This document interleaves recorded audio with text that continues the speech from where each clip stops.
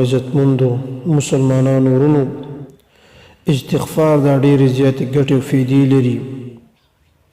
دلته به یې دوه درې څلور فایدې ذکر کوو. یو ورځ حسن بصري رحمه الله ته یو کس رالی، ورته وفرمیل چې زما اولاد دا نشته دی.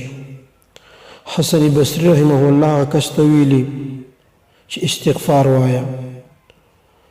لږ ټیم وروسته بل کس رالو، هغه ورته ویل زه غریب یم.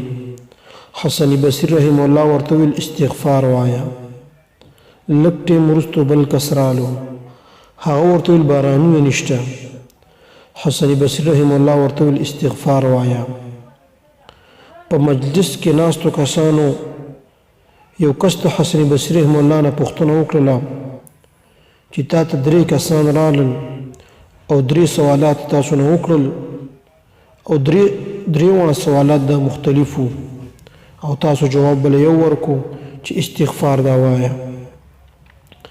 نو حسن بصري رحمه الله دا آیات ولستو، فقلت استغفروا ربکم انه کان غفارا.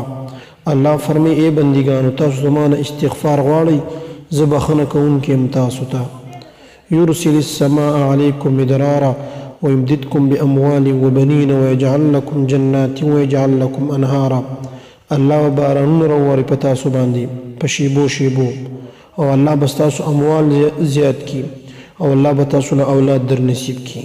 او بل فایده په دې سور آیات کې دارا چې الله بتاسو ته بخشش او بخنه او کی د استغفار دا فایده.